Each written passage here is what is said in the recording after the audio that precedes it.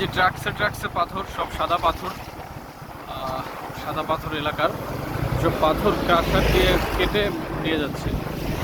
সারা দিনের বেলায় আমরা দেখছিলাম রাস্তার দুই পাশেই ক্রাশার দিয়ে কাটতে। এখন রাতে আমরা এদিকে পথ পেতেছিলাম।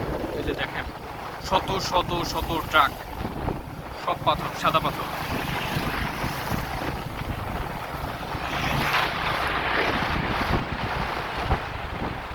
আমরা ফলো করবো এইগুলোর গন্তব্য কোথায় পরবর্তীতে। দেখছেন এখানে বিভিন্ন ক্রাশার বিভিন্ন ডিপো থেকে পাথর এনে এখানে ট্রাকে করে জমা রাখা হচ্ছে। এরপর এখান থেকে কোথায় যায় সেটি আমরা ফলো করবো পরবর্তীতে। দেখেন কত ট্রাক, শত শত শত ট্রাক।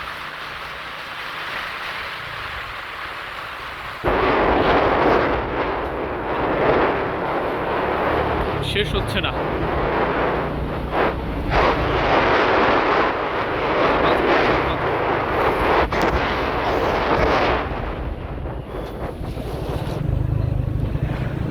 খুব সাবধানে ফলো করছি নিজেও।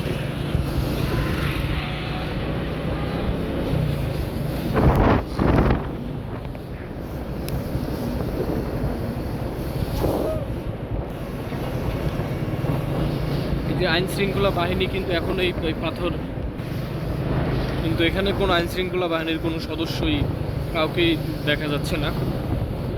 এই একটি মাত্র রাস্তাই এই পাথরগুলো বের হওয়ার।